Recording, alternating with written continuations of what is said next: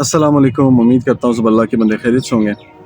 अल्लाह के बंदो, अल्लाह ताला ने हमें शुक्र करने का बोला है कुरान मजीद में बेशुमार जगह कि तुम शुक्र करो मैं तुम्हें और दूंगा, तुम शुक्र करो। और कम ही शुक्र करने वाले होते हैं। और मतलब शुक्र करने का हमें हुक्म बहुत जगह पे दिया और बार बार दिया। अब शुक्र किन चीज़ों पे किया जाता है? शुक्र तो इस चीज़ पे किया जाता है कि यार मुझे गर्मी लग रही थी और अल्लाह ने एकदम से बादल भेज दिए और अल्लाह ने हवा चला दी और बारिश हो गई और मैंने कहा ओ अल्लाह का शुक्र है यार, बहुत गर्मी लग रही थी। शुक्र इस चीज़ पे किया जाता है कि मुझे बड़ी भूख लगी हुई थी और अल्लाह ताला ने मुझे कई दरख्तों में फल दे दिए और मैंने खा लिया। मैंने अल्लाह का शुक्र अदा किया, अल्लाह मेरी भूख मिटा दी, या अल्लाह आपका शुक्रिया। शुक्र इस चीज़ पे किया जाता है कि मुझे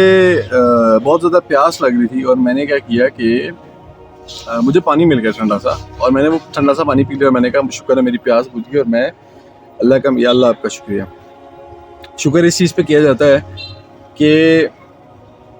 मैं बीमार हो गया और बीमारी के बाद अल्लाह ताला ने मुझे शिफा दे दी, ठीक है। अब उस शिफा के मैंने अल्लाह का शुक्र अदा किया कि अल्लाह मैं बड़ी तकलीफ में था, बहुत बीमार था, तो या अल्लाह आपको शुक्रिया कि आपने मुझे शिफा दे दी। अब अपेरेंटली इसके ऊपर एक एतराज़ उठाया जाता है। वो एतराज़ ये है कि आपको गर्मी लग रही थी और अल्लाह ताला ने बादल भेज दिया, अल्लाह ताला ने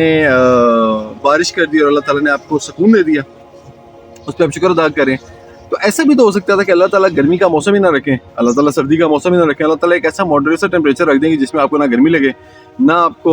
बादल की ज़रूरत पड़े, ना आपको हवा की ज़रूरत पड़े, ना आपको बारिश की ज़रूरत पड़े और आपको शुक्र अदा ना करना पड़े। अच्छा, एक इतराज़ ये होता है कि अल्लाह ताला ने आप खाने के लिए चीज़ें दी, आपको बड़ी भूख लग रही थी और आपको अल्लाह ने खाने की चीज़ें, फिर अल्लाह ने आपको कहा कि चलो भाई आप शुक्र भी अदा करो इसके ऊपर। तो ऐसा भी तो हो सकता था कि आपको भूख लगे ही ना,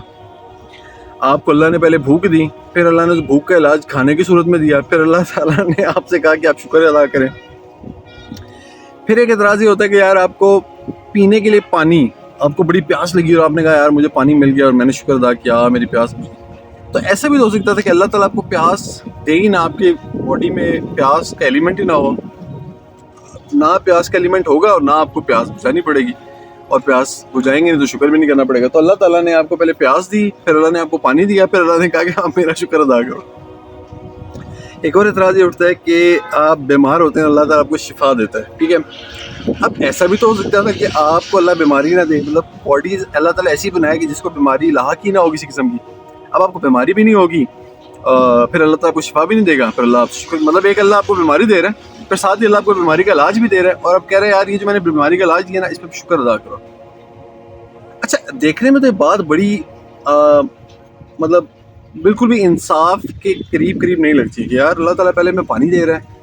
अल्लाह ताला में पहले प्यास दे रहा है, प्यास के बाद हमें पानी दे रहा है और कह रहा है अब इस पानी पे हमें शुक्र अदा करो। तो देखने में ऐसा लगता है कि ये तो बड़ी मतलब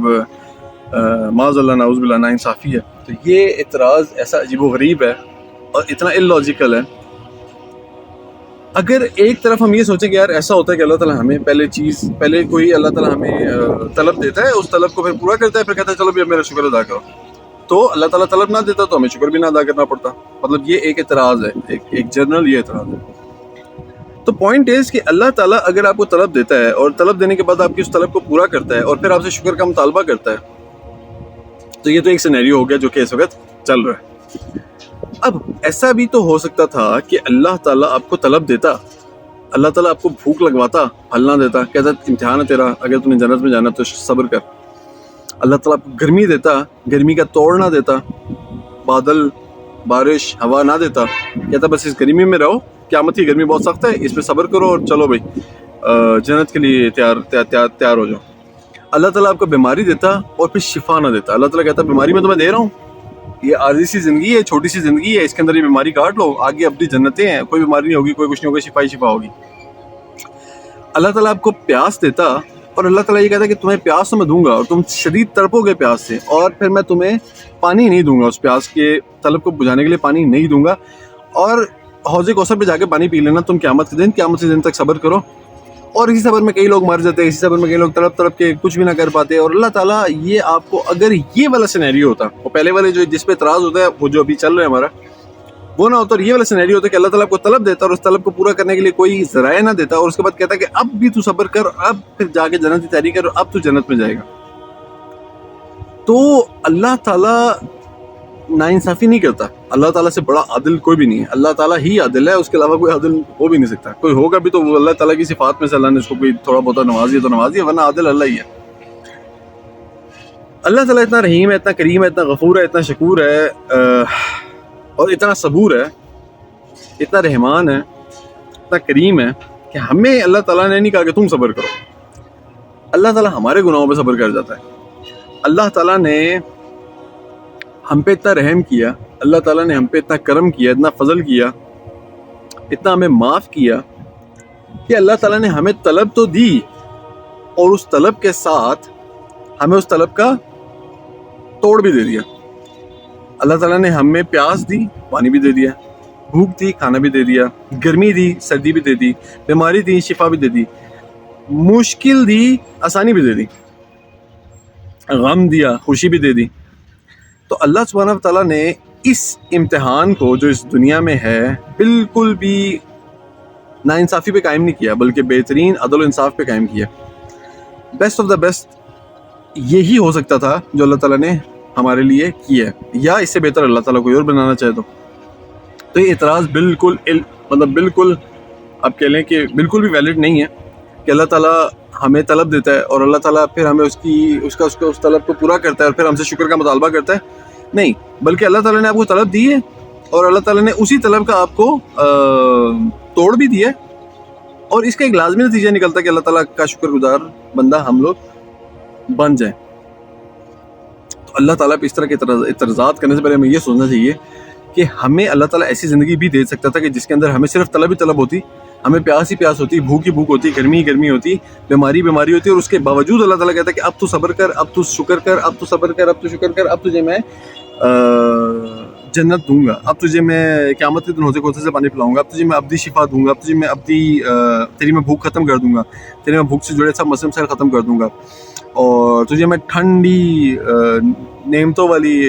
جنت میں بھیج دوں گا.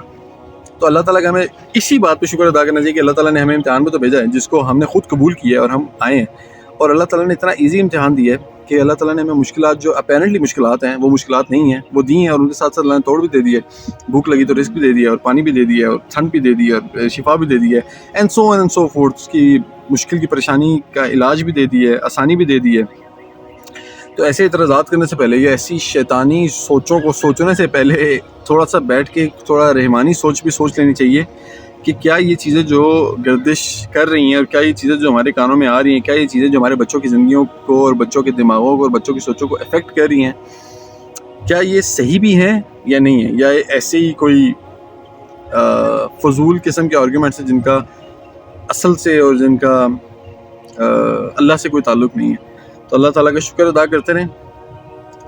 اللہ کا شکر ادا کریں تاکہ اللہ تعالیٰ ہمیں اور نوازے, اللہ کا شکر ادا کریں تاکہ اللہ تعالیٰ ہمارے امتحانات کو اور آسان کرے, اللہ کا شکر ادا کریں تاکہ ہماری جنت کے راستے آسان ہوں, اللہ تعالیٰ کا شکر ادا کریں تاکہ ہم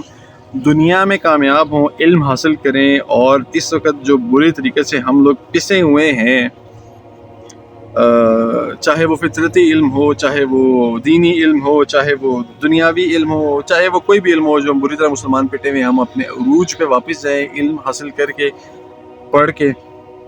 تو اللہ تعالیٰ سے دعا کریں اور اللہ تعالیٰ کا شکر ادا کرتے رہیں تاکہ اللہ تعالیٰ ہمیں